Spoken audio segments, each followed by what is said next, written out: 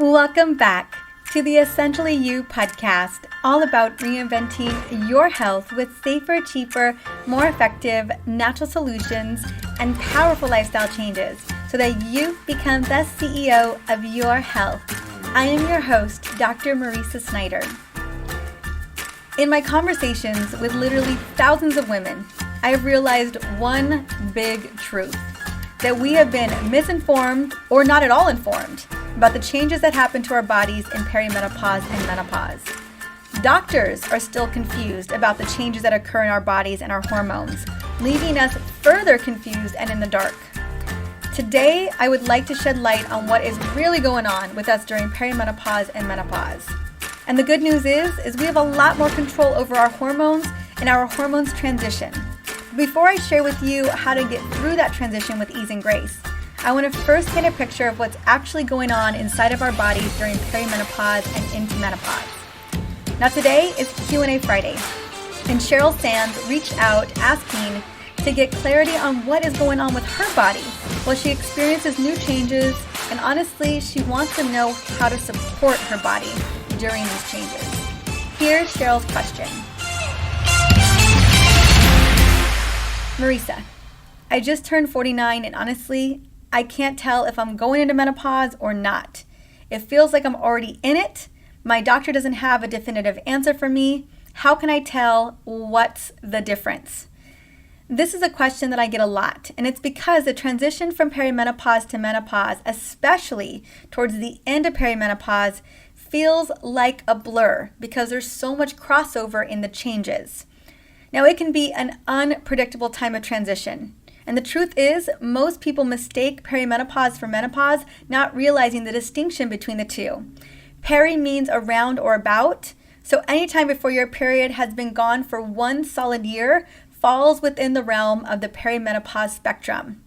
And perimenopause, and the entire spectrum of it, can start as early as your mid to late 30s and last anywhere from 4 to 12 years, ending in your early 50s. Now, every woman's different, and it really depends on what's going on with you specifically, but that is a benchmark that we work with. Now, exactly what happens to your body during perimenopause? Well, our ovaries slowly decline in their role and ability, but you will still have periods, even if they become irregular. This means that you can still get pregnant during perimenopause. But know that estrogen levels are going to fluctuate rapidly, spiking up and down as the ovaries begin to slack off in production, your ovulation begins to slow down, and progesterone levels are steadily decreasing first.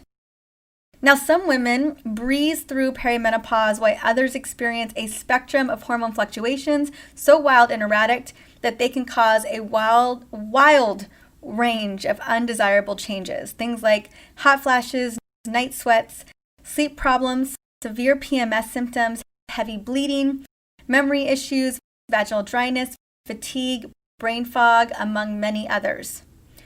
Perimenopause can be enormously disruptive physically and emotionally, but it doesn't have to be.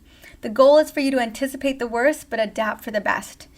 Perimenopause is a natural phase of life. Your body is beautifully designed to wind down at a certain point to give you a release from reproduction. Your body is also unique to you, and there's no way to predict exactly how it will respond to these hormone changes. But I see perimenopause coming on earlier and earlier and more intensely for many women because so many of us have got a lot going on. We're feeling stressed and we're feeling burned out. In putting others before ourselves, we delay self-care and sadly start to pay the price in perimenopause. I oftentimes see women start to experience symptoms in their mid to late 30s and really ramp into their 40s, and that can be early for some women. And that's because our hormones are constantly responding to our environment, other hormones, lifestyle habits, environmental toxins, and whatever stress that we're having to encounter that day. And that's really what our hormones have been designed to do. Now, to keep us at that happy equilibrium, I'm going to talk a little bit about what we can do. But just note that if our body has been paying the price for decades of feeling stressed out and doing everything for everyone all the time, we set ourselves up for a rocky perimenopausal time, which is unfortunate because we should be enjoying that time of self-discovery. So by prioritizing self-care now and making some tweaks to restore hormone balance and reduce the stress and inflammation, I promise you that your transition from perimenopause into menopause and beyond will be more ease and grace. Now, the most important thing to remember is that your body is supposed to go through this natural biological change, and you can control how you prepare and respond. Supporting and nurturing your body with lifestyle and having a strong, healthy foundation will give you the best chance not only for navigating perimenopause, but also menopause and beyond. Now, here are some bulleted experiences, symptoms, and changes that occur specifically in perimenopause. As I mentioned before, it may begin as early as your mid to late 30s, can last up to 10 to 12 years. You can still conceive during this time period, especially the beginning of perimenopause. Producing the reproductive hormones estrogen, progesterone, and testosterone is still going down pretty much all the way until menopause hits. Just note that progesterone is the first hormone to drop. Estrogen starts to go in those rapid roller coaster patterns, and testosterone is the last one to drop. So you actually have testosterone into menopause. Menstrual cycles may and potentially will become erratic. Most common symptoms, as I mentioned earlier, brain fog, breast tenderness, chest palpitations, fatigue, hair thinning, loss and dryness, headaches and migraines, hot flashes and night sweats, lowered libido, osteopenia, which is low bone density, definitely worth looking at in our 40s, PMS, irregular periods, heavy flow, cramps, skin issues like pigmentation issues, acne, dryness, sleeplessness and other sleep issues, urinary incontinence, vaginal dryness and thinning, potentially painful intercourse, weight gain, especially belly fat due to high levels of cortisol. So now that I covered pretty much the nuts and bolts of perimenopause, let's take a look at the changes that occur in menopause. Now, menopause is defined as the complete absence of any menstrual bleeding for at least 1 year. It's as simple as that. Once you've gone 12 consecutive months without a period, you are officially in menopause. The hormonal roller coaster ride of perimenopause ends, thankfully. Your ovaries take a bow from ovulating and making progesterone, and now it's official, your body is done making babies. You remain in menopause for the rest of your life from that point forward. Menopause presents our bodies with an opportunity to rest from reproduction and use that energy elsewhere. So how will you show up when you're in menopause? Maybe you're already there, right? That's the beautiful thing about menopause, is that once our hormones and all the energy of monthly getting prepared for reproduction or getting prepared to have a baby is gone, we get to leverage that energy other places. Now, a lot of women will ask me, is there a hormone test to determine when this will happen exactly? And there isn't really. Though some healthcare providers will measure your folliculating stimulating hormone, or they'll look at levels at either blood or saliva. And if your FSH, your follicle stimulating hormone, reaches their peak in menopause, we can kind of determine that you're getting closer and closer to it. But unfortunately, it can be a waiting game because that test is just not reliable enough. And I know that the waiting game can be hard, especially when periods are erratic and uncomfortable, especially when you have heavy bleeding, potentially you're dealing with fibroids. It's definitely not a fun time, and I get that. Now, the average age of natural menopause is 51, but there's no hard and fast rule here as well. Some women naturally enter menopause in their early 40s, while others don't go into menopause until their late 50s. Some women bank on the age of their mother's onset as a marker, but there are many factors that contribute to this change. There are other forms of menopause that you can also experience, but most have outside factors that force their hand. Premature menopause can happen before the age of 40 and is usually linked to an illness or a pre-existing condition. Though chronic stress can be a cause too, it oftentimes is linked to things like cancer or some type of autoimmune condition. Artificial menopause, also called surgical or chemical menopause, is brought on by the removal of both ovaries, for example, in a hysterectomy, or the disruption of blood supply to the ovaries because of radiation, chemotherapy, or drugs. Artificial menopause comes on immediately and usually much stronger than natural menopause. But for most women, we just wait and trust that our bodies find its natural rhythm. The good news about menopause is that the wild hormone ride of perimenopause is over. The bad news is that you still may be experiencing some of the same perimenopausal symptoms that you had been dealing with, and also you start to notice some new ones. And the reason for that is, again, overstressed, or dealing with inflammation, and we may be dealing with other pre-existing conditions. Now, your symptoms are not always tied to your ovaries and estrogen deficiency, rather widespread hormone havoc that is rooted in decreased insulin levels or increased insulin levels, erratic cortisol levels, thyroid issues. I mean, there's a number of different hormone systems that could be causing some of the symptoms that you're addressing when you're in the middle of going through menopause. And it can all just feel like this, it's all intertwined and very common. It's really important to always look into your hormone testing, to go deeper, to find that root cause, to figure out if it's really perimenopausal symptoms or if it's something else. Now, here are some of the experiences, symptoms, and changes that can occur during menopause. Like I mentioned earlier, the average age of natural menopause is around 51 years old. No menstrual cycle for 12 consecutive months.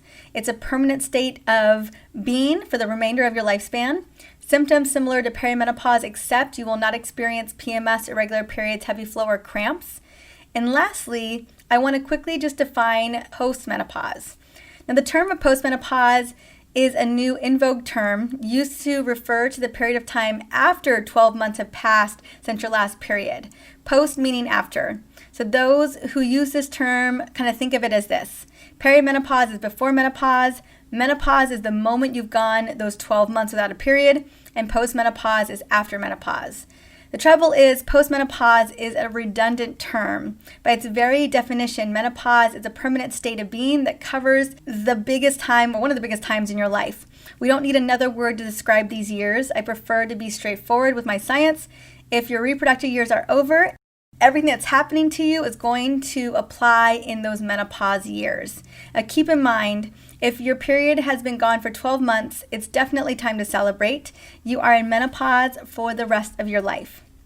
Now, I recognize that, as I mentioned before, it can be a crazy roller coaster to navigate all of these changes, but there's a lot that we can do to support our bodies and thrive into the next phase of our life.